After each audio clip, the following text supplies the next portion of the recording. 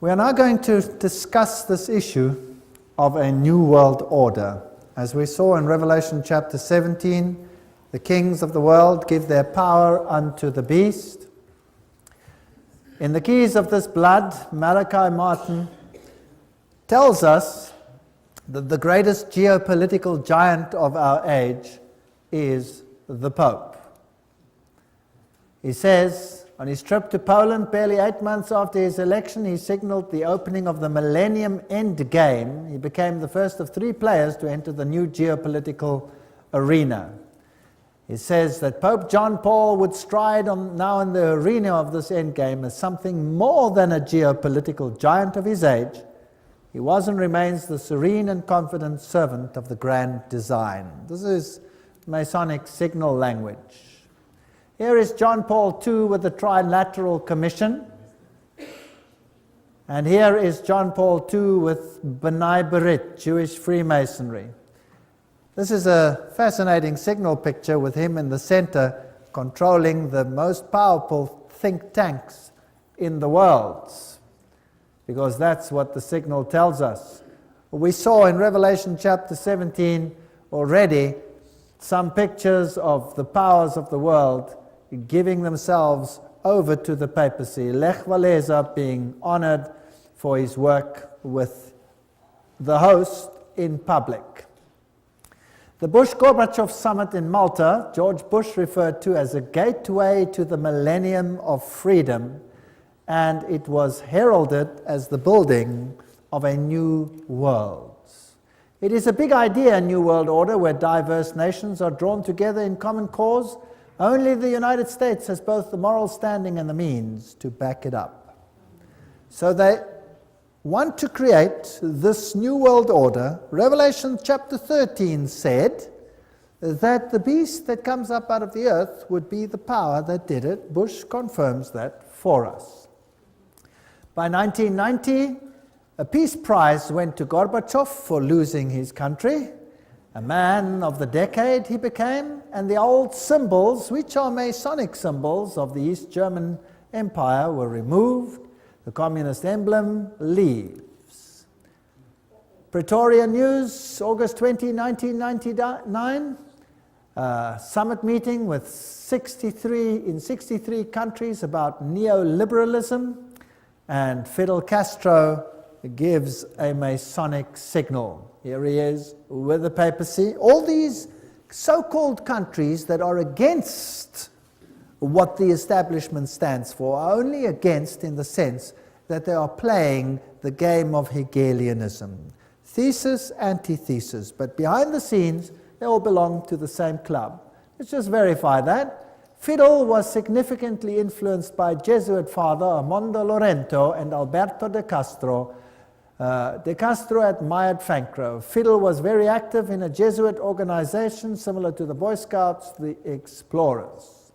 Wherever totalitarian movement erupts, whether communist or Nazi, a Jesuit can be found in the role of advisor or leader.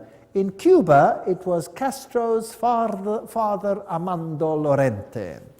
So forget about the idea that Cuba was anti-pope. A Jesuit was behind the scenes. They were playing the game of thesis, antithesis. When tyrants fall in Romania and Panama and all these countries, these tyrants were put in place to create a system of fear and chaos, and then they are removed and the people are happy to give up their civil liberties. We've already seen this video here of the Pope who receives honor from Bill Clinton for his role in ending the communist empire. 2,400 of his faithful here to welcome him. He's waving to the crowd.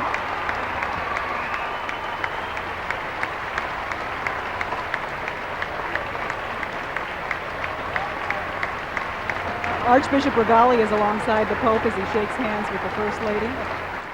We honor you for helping to lead a revolution of values and spirit in Central Europe and the former Soviet Union, freeing millions to live by conscience, not coercion, and freeing all of us from the constant fear of nuclear war. Your Holiness, on behalf of all of us gathered here today, indeed on behalf of all the people of our beloved nation, we welcome you back to America. Ladies and gentlemen, His Holiness Pope John Paul II and the Vice President of the United States and Archbishop. Pope declares the European community heaven sent. Very fascinating. Konrad Adenauer, who was the German Chancellor at that particular time when this was being devised, well, he is to be declared a saint. Can you believe that? He is to be declared a saint for his work. Pope declares EU heaven sent. And saints at the moment, Roman Catholic principles, they are to be declared saints. Now, to bring about the European Union, they had Maastricht. Maastricht is a Roman Catholic little town in a Protestant country in the Netherlands. And the symbolism there was very interesting. The 12 stars, they represent also the 12 stars that you have in the book of Revelation, which they apply to Mary rather than to the woman in white. It is also fascinating that the European Union issued a poster which was posted all over Europe where they had the Tower of Babel under construction. Can you see that? This was posted all over Europe, and the stars were upside down representing the goat of Mendes. This is Satanism. This is the new Tower of Babel. And the high French politicians said, we are building a new Babel, which they emphasized with this poster, and this time we will succeed. The new parliament of the European community is built like the Tower of Babel. In fact, it has a plaque on the inside or a poster which says precisely this. And it has these scaffolding to give the appearance that it is under construction. This is rather arrogant. This is the new European identity card, and if you look at it at the back and you turn it upside down, what do you see? You see the goat of Mendes. The horns are slightly modified to give another symbolism of the seat of the earth, but the inner facial features of the goat are very clearly discernible, and what these mean over here, I would rather not say. If we look at the high politicians of Europe, those that played the role in all of this, they are Masonic. That is a Masonic handshake between Schröder and Kohl, signifying the new Mason is taking over where the old Mason is leaving. So just as we saw that Kerry is a Skull and Bones member in America now, and the present president is a Skull and Bones member, it doesn't matter which one is going to win. So here too, Mason replaces Mason. Fingering the system, they're all showing that they're all part of the same system. When the Soviet Union fell, the new emblem that it adopted was this one, the double-headed eagle. Could you guess why? Well, the double-headed eagle is the symbol of Freemasonry, and it obviously shows who is in control. The queens, the kings of the world, as we have seen, all of them are high Masons and subject to the Roman pontiff. And Islam, we did a whole lecture to show the intrigue of the Islamic religion and the Catholic religion, that behind the scenes, controlled by the secret societies, they have one aim, and one aim alone, subject to Rome. So what is all this war about with Islam? Who are these people who are pulling the strings in the world? And why are people being rubbed up between them? From the rock stars of the world, the Bonos of the world, to the political leaders of the world, everyone seems to be bowing down to the papal Caesar. from the east to the west. The Islamic world is currently being set up as the synthesis in the religious world, pitted against the Judeo-Christian culture as the antithesis, and then out of this must come a synthesis, where all of them will unite. This is a website. There is the actual website underneath. And this one, I believe, fairly accurately says who's who in the zoo. Adam Weishaupt, Astor, Pike, Carnegie, DuPont, Harriman, Bertrand Russell, Ted Kennedy. These are the Illuminatis of yesteryear and today. George W. Bush, of course, he's a Skull and Bones member. That's a sub-organization of Chapter 322 of a German organization, the Illuminati, therefore. Bundy, Habsburg, Freeman, Teng Hui, Hillary Clinton, Alan Greenspan, Rockefeller, Rothschild, Wahlberg. These are the bankers in the system, the negotiators, Lord Carrington, Jimmy Carter, Henry Kissinger, Lord David Owen, Richard Holbrooke. These are 33-degree Freemasons, or Knights of Malta, or Bilderbergers, Committee of 300. They all belong to the same club. If we look at Franklin D. Roosevelt, Cecil Rhodes, Engels, all of these, Trotsky, Stalin, Marx, Hoover, all of their affiliations, Grand Orient Lodge, for example, Grand Orient Lodge, Lenin was Grand Orient Lodge, Truman 33 degree, Willy Brandt 33 degree, Winston Churchill. We've seen many of these before. Helmut Kohl, Committee of 300, Francois Mitterrand, 33 degree Freemason. He is not alive anymore. Yitzhak Rabin, Yasser Arafat, 33 degree Freemason. These are fascinating details. Shimon Peres, Ronald Reagan, George Bush, Gerald Ford. I showed you Gerald Ford's signature where he signed for himself that he was a 33 degree Freemason. There it is. I photographed it in the lodge. And the Carters and these great political people in the world, the Schröders, the Netanyahus, the Gorbachevs, there is Saddam Hussein listed as a 33 degree Freemason. Now, that is somewhat strange, wouldn't you say? King Hussein, Al Gore, Tony Blair, all of these issues. Look at Saddam Hussein over there. Here's a picture of Saddam Hussein. And this is a picture that was beamed on national television during the war. During the war, of what he looked like. Now, they also said at that stage that they weren't sure whether this was pre-taped. That means it could have been pre-taped before the war even took place, because if they are insiders, they would know who's who and what is going to happen. Now, there is a very interesting rumor about this man. Have a look at his face and have a look at the fact that he has no beard. The CIA, as well as the British Secret Service, said at the time it could be a double. It could be a double, but nevertheless, that is what was depicted. He has always looked like this. He's never had a beard. This is what he's looked like.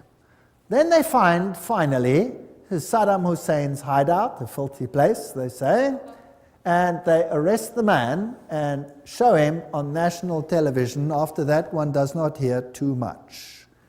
And he has a magnificent beard, a magnificent beard. Now, if the previous one was shot during the war, then this must be the best hair fertilizer that mankind has ever found. Maybe he could become a multi-zillionaire patenting this fertilizer to make this beard grow as it is. They used at least 3 doubles. Who knows who this man is? And to say that they did blood tests, who knows whether you can trust the laboratories that did this. Nevertheless, he's listed as a 33 degree Freemason. There are plenty of questions regarding this man, and there is no evidence except for his family that is safely living in exile. Royalty, Prince Bernhard of the Netherlands is 300, Committee of 300, and here Prince Beatrice and Prince Bertil, the Queen, of course, Prince Philip, all of them high Freemasons. Mengele, Walt Disney, all of these individuals. The world is really run by these individuals. Here is the Duke of Kent giving the Masonic handshake under the Masonic shield. He is the current Grand Master. So he is the highest Freemason at the moment, if you like, because a king may not be, or a prince may not be the Grand Master. He is currently the Grand Master. So here is the highest Luciferian in the country at the moment. Political leaders, the Bill Clintons and all of these, we've dealt with them. We don't have to go through all of them again, the Jesse Helms, the Goldwaters, the Al Gores, and all of these individuals. And I've put the pages up there, and there are many, many books that substantiate all of these names. So just about everybody who is important in the world, everybody who runs in the political sphere is involved in these clandestine operations. We saw in the lecture on Revelation chapter 17 and 13 how there would be a holy alliance and how the United States would eventually become the powerhouse for propagating a new world order. Gorbachev's summit in Malta, referred to as the gateway to the millennium of freedom, as you will remember, and the initiative came for this great movement into a new world order.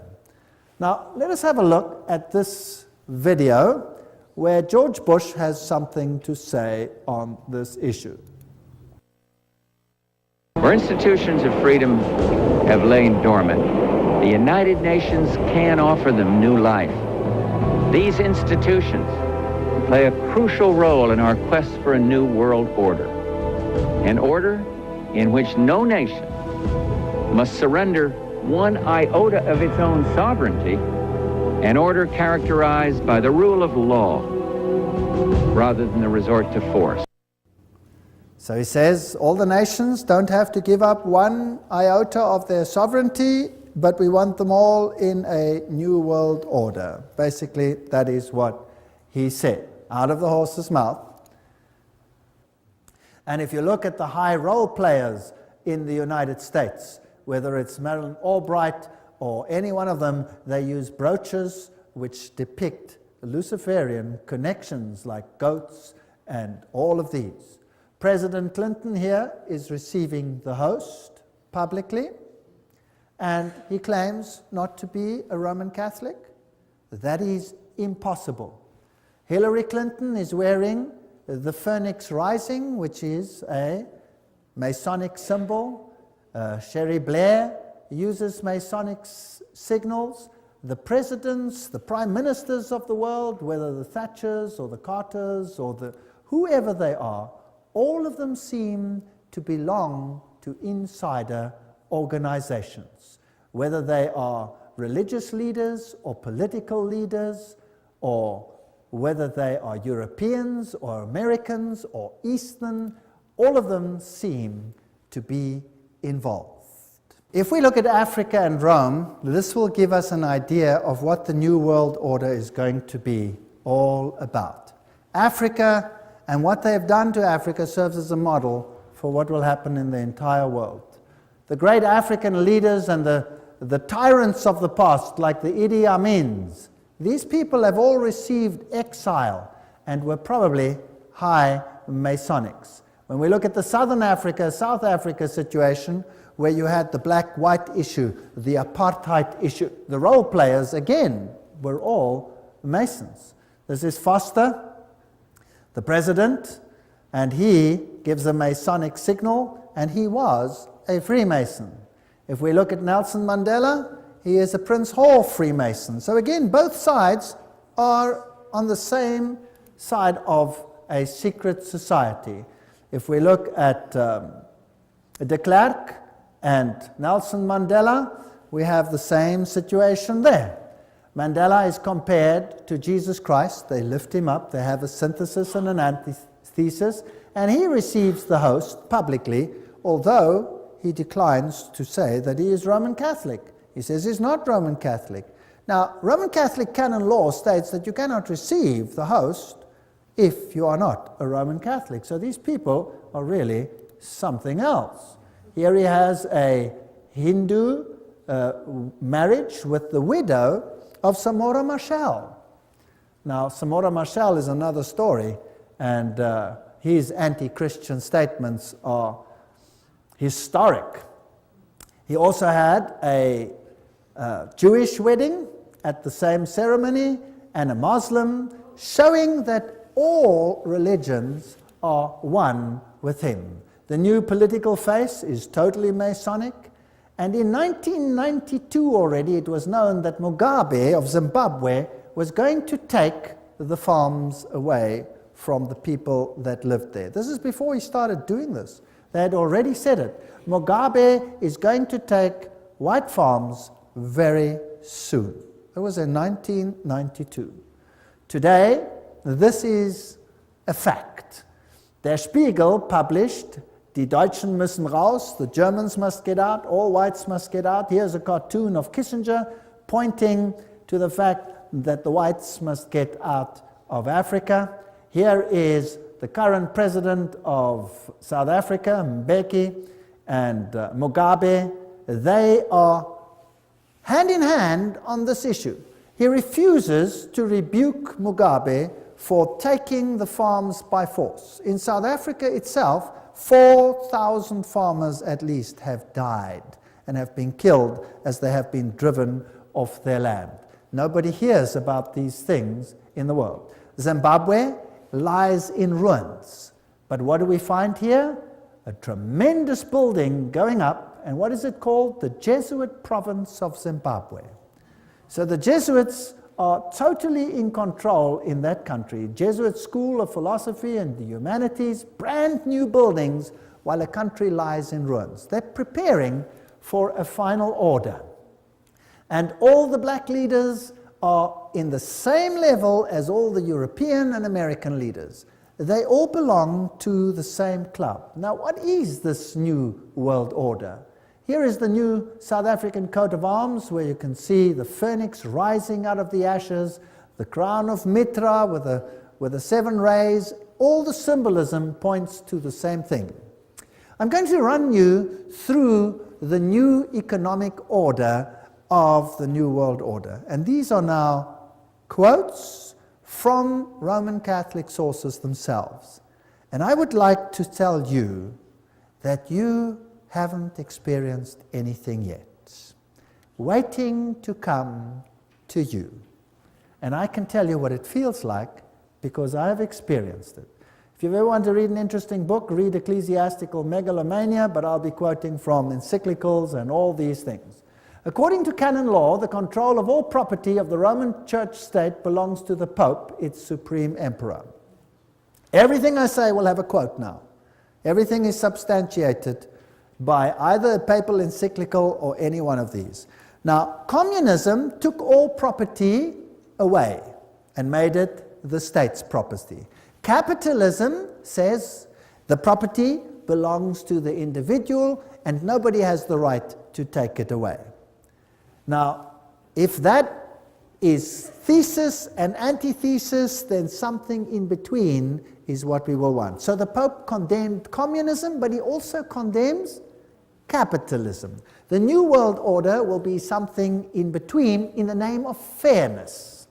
So let us have a look at these issues. The economic thought of the Roman Catholic Church, private property.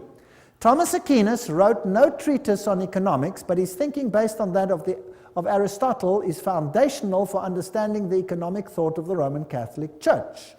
Every time there is a quote. Now, what did Thomas Aquinas say? Roman Catholic economic thought is developed by the popes in their encyclicals and by the Roman Church state councils, has been a contributor to 1. Feudalism, guild socialism in Europe during the Middle Ages, fascism in Italy, Spain, Portugal, Nazism in Germany in the 20th century, interventionism and redistributive state in the West, including the United States in the 20th century, and liberation theology in Latin America and Africa in the 20th century. What does this mean? Thomas Aquinas said, the possession of all things in common is natural law.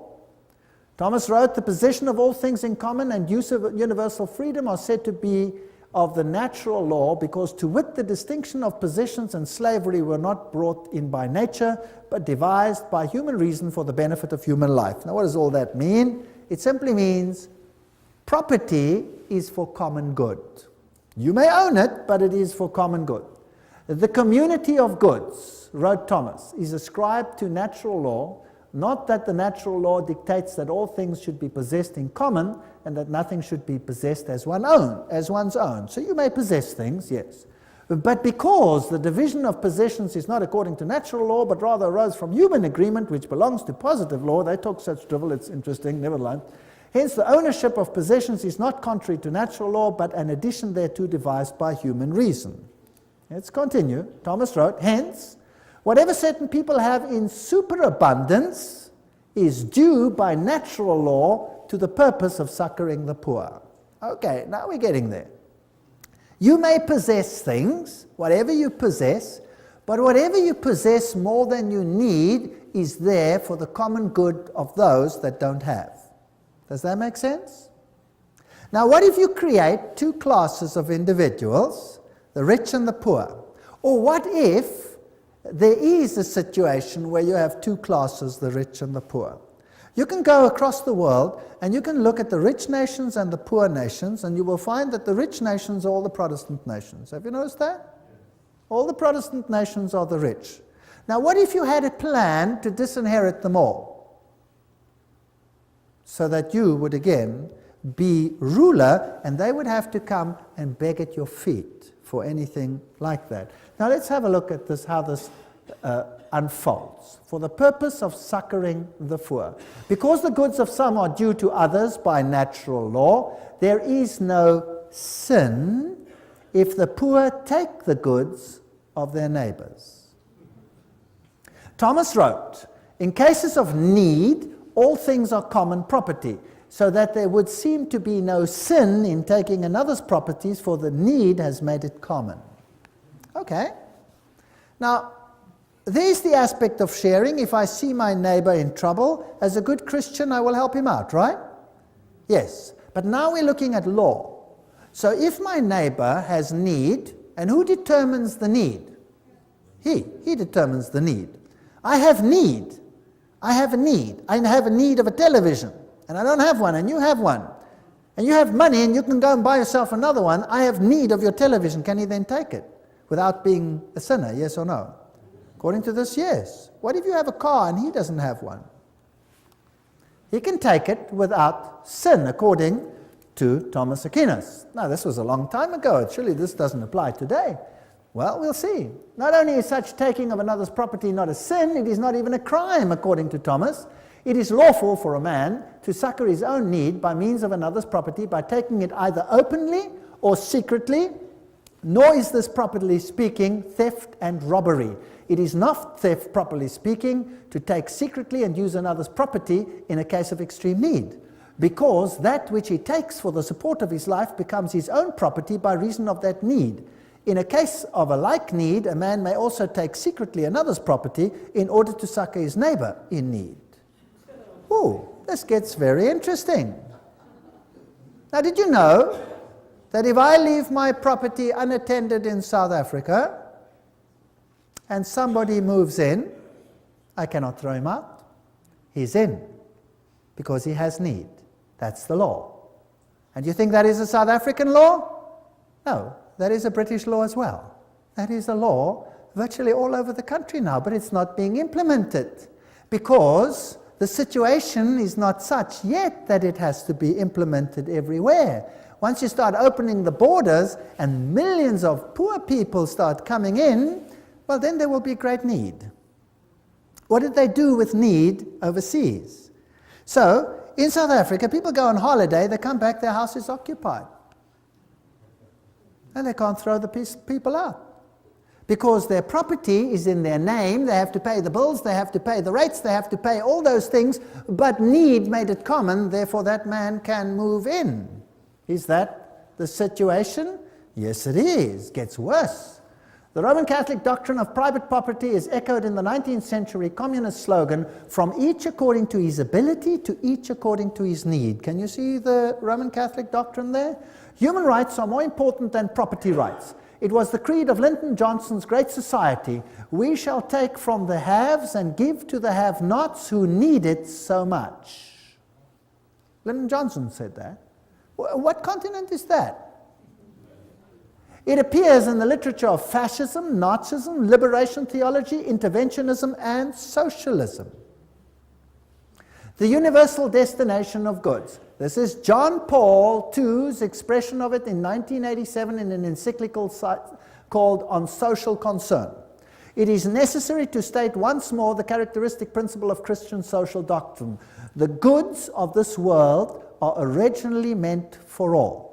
The right of private property is valid and necessary, but it does not nullify the value of this principle. Private property, in fact, is under a social mortgage, which means that it has an intrinsically social function based upon the justified precisely by the principle of universal destination of goods. Oops! What did John Paul II just say? He said that what Thomas said is what I say. You may have private property. The Roman Catholic Church is for private property. That sounds very nice. But it's never qualified that that property is only yours for common good. So one day you wake up and in your garden you have squatters. And you call the police and you say, hey, or you go out and you say, get off my property. And they say, let me alone or I'll blow your head off. Hey, you go to the cops, you say, cops, come help here, people squatting on my land. Sorry, they have need. You have too much land anyway, live with it. Okay. Pope Paul VI made the point quite clear in 1967 encyclical on the progress of people. Each man has therefore the right to find in the world what is necessary for himself. This gets interesting. The recent Council, Vatican II, reminded us of this. God intended the earth and all that it contains for the use of every human being and people. Thus, as all men follow justice and unite in charity, created goods should abound for them on a reasonable basis. All other rights whatsoever, including those of property and of free commerce, are to be subordinate to this principle. That means if I have need of a manufactured good, can I take it? So now I'm driving my car, and we have a hijacking just about every 12 minutes. And a gun comes in and says, get out of the car, and I relinquish my car, and if I don't, what happens to me? I get shot. The man has need of my car. It's gone. Finished. In my own church at home, we've had hijackings after hijackings. Even the pastor. They beat him up and tried to put him into the trunk of the car. They would have killed him. He managed to fight himself free, and off he went without his car. Do you think there's any big action to find these things? No, occasionally here and occasionally there. Do you think there's any big action when the farmers are killed and they move onto the lands? No, a little bit here and a little bit there just to keep people happy. But basically nothing is done, and the police hands are cut off. The law says that. There's nothing you can do. The other day, two cyclists were traveling along when they were hijacked by 5 gunmen demanding their bikes. So they took out, they were armed because they expect this is becoming like the Wild West, and they defended themselves, injured one, and got away. And guess what? The 2 cyclists are in jail. Yes, serving a sentence for injuring someone without need. They could have given them the bicycles. That would have solved the problem. You see how the law has turned upside down? Gaudium et Spes, the Vatican II Constitution, Pope Paul quoted, explains at greater length. If one is in extreme necessity, he has the right to procure for himself what he needs out of the riches of others. Now, who defines necessity? Since there are so many people prostrate with hunger in the world, the Sacred Council urges all, both individuals and governments, to remember the aphorism of the Fathers. Feed the man dying of hunger, because if you have not fed him, you have killed him. Therefore, because private property is immoral, all men, individuals and governments have the moral obligation to redistribute goods held unjustly by property owners. Have you heard of redistribution of goods lately? Have you heard of it many times lately? Yes, there is going to be a redistribution. All goods includes not just goods found in nature, but manufactured goods as well. John Paul II declared that all men must have access to those goods, quote, which are intended for common use, both the goods of nature and manufactured goods. I own nothing. Only on paper do I own anything. The state rules supreme. My life soon could be a misery. So if you are attached to your homes here in Canada, and this is the basis for the New World Order, if you are attached to your cars and your televisions and all these things, loosen yourself. Because soon they will be redistributed, and there will be nothing that the white or black or pink Protestant can do about it. And if some others suffers in the way, that is fair enough. The ends justifies the means. The redistribution will go as it should be. Rerum novarum. Who's heard of Rerum novarum? This is the papal encyclical that was issued, that is being quoted to this day, Pope John's. And to this day, all of them make reference to this, including Pope John Paul II, says this is this encyclical that forms the basis of the New World Order. Well, I thought it's important to study it. One of the Roman Church State's most influential statesmen on economic matters is the encyclical Rerum Novarum on the condition of the working classes. The Roman Church State allied herself with the proletariat, which in Marxism is the great and final enemy of the capitalist order. Pius, writing, declared that Rerum Novarum, however, stood out in this, that it laid down for all mankind unerring rules for the right solution of difficult problems of human solidarity called the social question. Now, let's see. By far the most notable evidence of this social teaching and action which the Church has set forth through the centuries, undoubtedly, is the encyclical Rerum Novarum, issued 70 years ago. The norms and recommendations contained therein were so momentous that their memory will never fall into oblivion. John, Mater e Magistra, the papacy speaking. Pope Pius told us that the encyclical Rerum Novarum was instrumental in ending laissez-faire capitalism in the 20th century by ushering in an era of effective interference by the government. Have you got this? Let's see how it ends up. Rerum Novarum was the voice of moral authority needed to ensure the development of effective interference by all governments in the 20th century. How many governments? All. Pius wrote, "It is not surprising, therefore, that under the teaching and guidance of the Church, many learned priests and laymen earnestly devoted themselves to problems of elaborating social and economic science in accordance with the condition of our age. Under the guidance and light of Leo's encyclical, Rerum Novarum was thus involved a truly Christian social science, which continues to be fostered and enriched daily. Tireless labors, all these people, labors, now note carefully, of those picked men whom we have named the auxiliaries of the Church."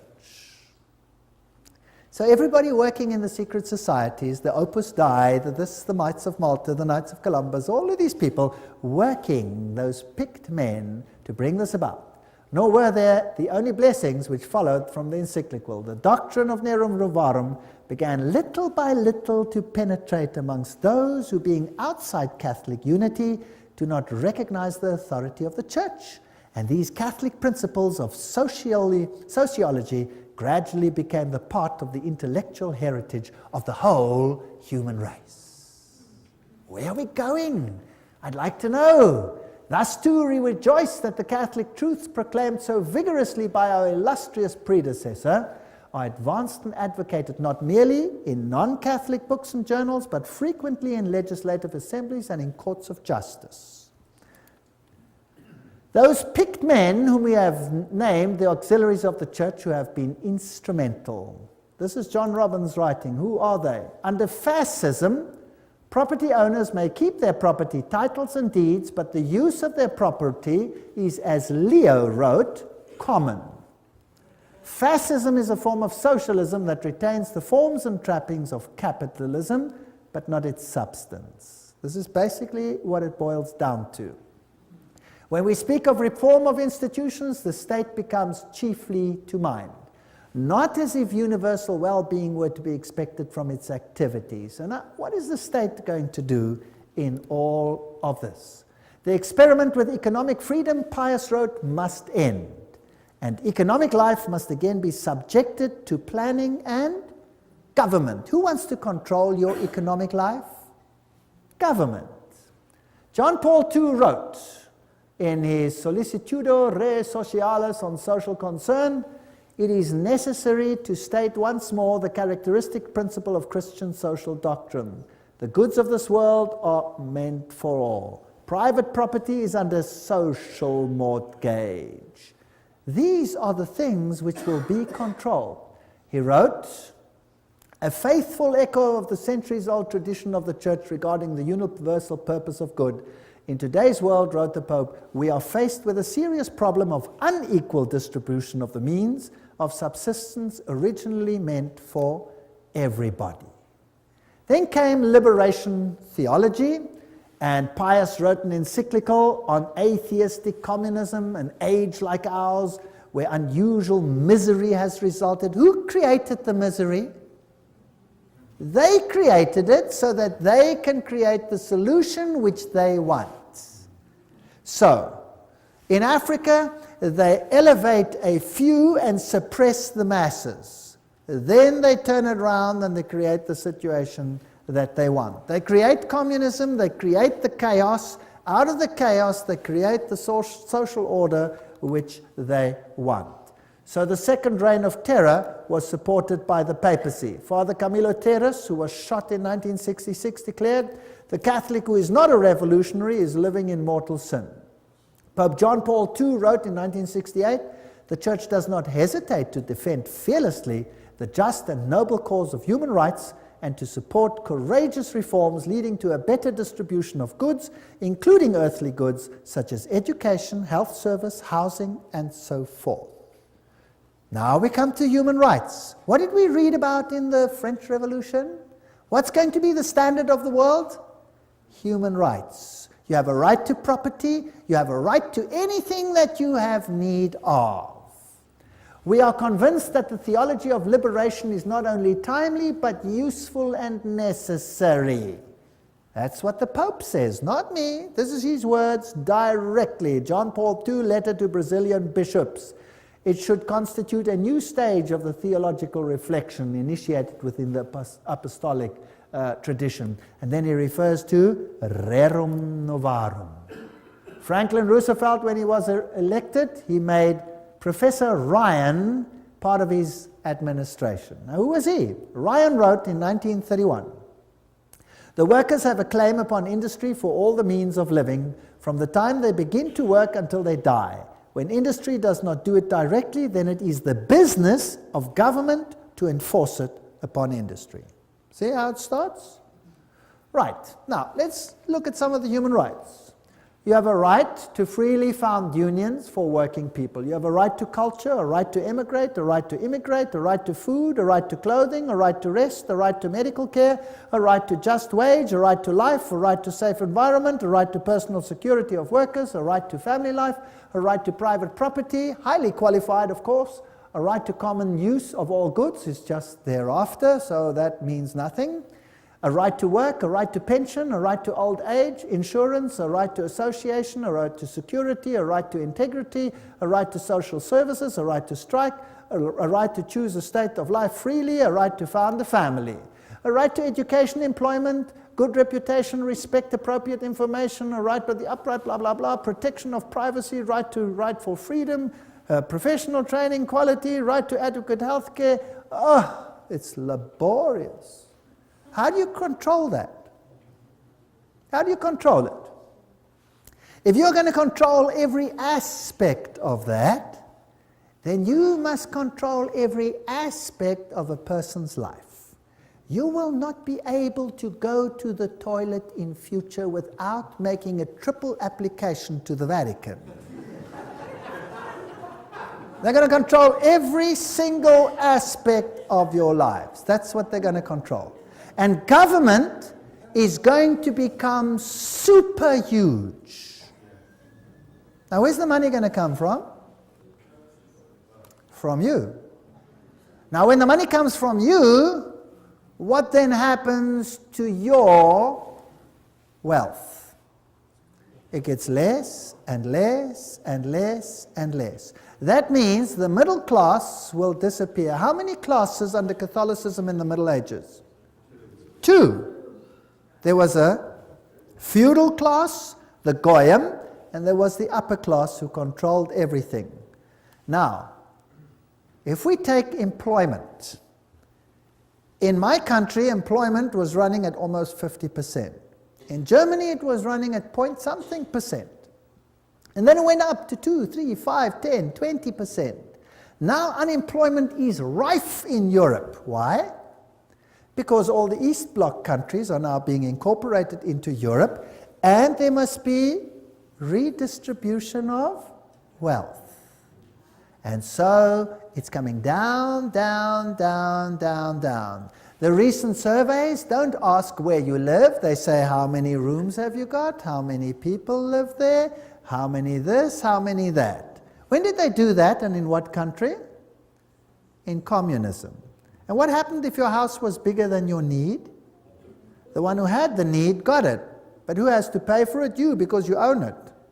It's even worse now than in communism, right? So they came to our country. Now you have to register in each individual location. And you may not vote outside your location, so that they have your location attached to your name. And then they came to my house and they said, they want to know, what is my religion? I said, I'm a Christian. They said, which denomination are you? I said, it's none of your business. They said, it is my business. Which denomination are you? I said, it's none of your business. How many rooms have you got? I said, enough. We want to know exactly how many rooms you have. I said, I have enough. Well, we want to know exactly. It's got nothing to do with you. Why do you want to know exactly? I could have another one next week, or I could put a wall in and I could have 2, right? So none of your business. You get into big trouble if you answer questions like that. You're not supposed to do that. Therefore, there must be made available to all men everything necessary for leading a life truly human. Did you know that living a life truly human is the Catholic acronym for salvation? And I will prove this to you in a future lecture, where they say to be saved means to live a life truly human. That means the kingdom of God for Catholicism is the kingdom of Catholicism ruling the world on this earth, and giving everyone the capacity to live a life truly human. That means enough to take care of your basic needs and nothing else. Do you like the New World Order? Do you like it? Do you know what? The Bible calls him the man of sin. Now, there's another word for the redistribution of wealth, and I've given it to you already. What is it? It's called theft. That's right. The Bible says, thou shalt not steal. That means thou shalt not take from one who has and give it to someone else. That's called theft. That's breaking the commandments of God. Is that correct? Yes. We will see that this system of human rights breaks every single commandment of God as we go along. When God distributed land to Israel, how was it distributed? As an eternal inheritance. It was your land. Ahab wanted Naboth's vineyard. And Naboth said to him, I will not sin against the Lord my God, because this land has been given to me as an eternal inheritance and to my children. God gives each one a piece that is his. They take it and distribute it according to need, but you pay the bill. Fascinating. The complex circumstance of our day makes it necessary for public authority to intervene more often in social, economic, and cultural matters. The Second Vatican Council, that's what it said. So they're going to intervene at every level of your life. Lob von Gorbachev für den Papst. Gorbachev praises the Pope, and he says the Pope is right in his demand for a new world order. In 1991, the San Francisco Chronicle already said Pope calls for a new world order. Albert Einstein says, mankind's desire for peace can be realized only by the creation of a world government. With all my heart, I believe that the world's present system of sovereign nations can only lead to barbarism, war, and inhumanity, and that only law can assure progress towards a civilized, peaceful humanity. Interesting statement, Albert Einstein. What did he also state? He says, there is no salvation for civilization or even the human race other than to creation of a world government. That was Albert Einstein. What did Hugh Tunt, former Secretary General of the United Nations, say? He said, world federalists hold before us the vision of a unified mankind living in peace under a just world order. The heart of their program, a world under law, is realistic and attainable. What did Mortimer Adler say? World peace is impossible without world government. Winston Churchill. These are big names. I'm not talking about small fry. The creation of an authoritative world order is the ultimate aim towards which we must strive. Charles de Gaulle, nations must unite in a world government or perish. How do you do that? How about creating so much conflict that everybody will be willing to give up their sovereignty? Do you know what? In South Africa, I give these lectures to the public. The people are in despair. They are being robbed, driven off their land, they're being murdered. Our houses look like prisons. We cannot go to sleep without locking everything. In my very own little block, we've had murder after murder after murder, and robberies, aggravating robberies, and nothing seems to happen. The police don't even care, they don't even come out, because there is so much turmoil all over the place that they cannot even cope with it. So who cares about your little problem that you've just lost everything? Take it to the insurance and see if you can get it back. Irrespective of the pain. They come in, they move in, they take all your private papers, they burn them. You have no record of your life, everything's gone. They sell the furniture they don't want, and the rest they keep for themselves and say, get lost. It's now time for redistribution. You had land before, now it's my land. That's how it goes.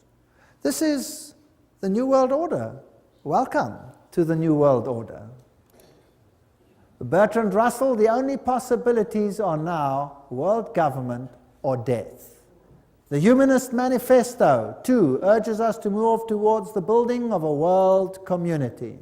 Robert Miller, former Assistant Secretary General of the United Nations, said, we must move as quickly as possible to a one-world government, a one-world religion, under a one-world leader. I wonder who that is going to be.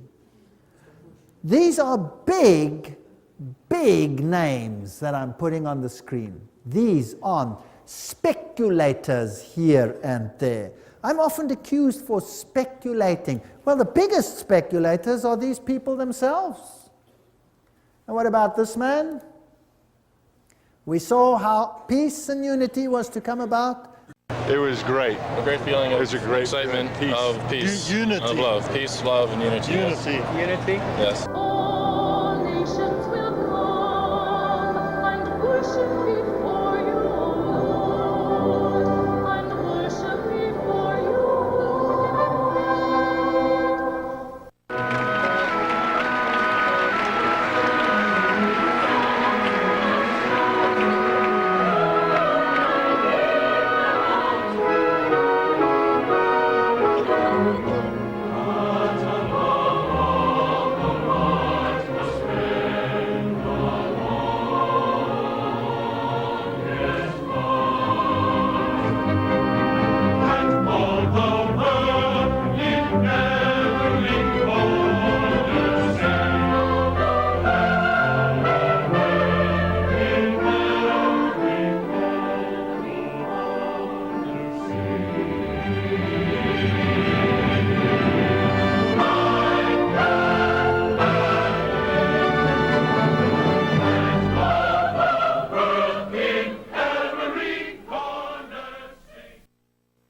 Pope calls for a new world order, CNN, Thursday, January 1, 2004.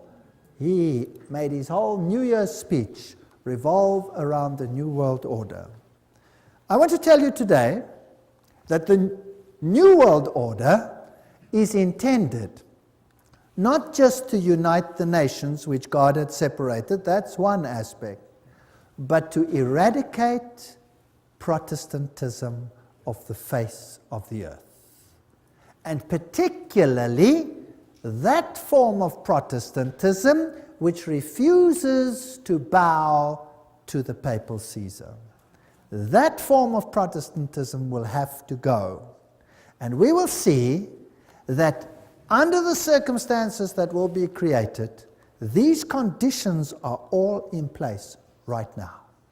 It is all there. And I will put it on the screen for you, so don't miss the next lectures. Now we're getting into hot territory. I'll put the quotes on the screen where they will tell you who the problem children are going to be. And don't think it's Islam. It's someone else.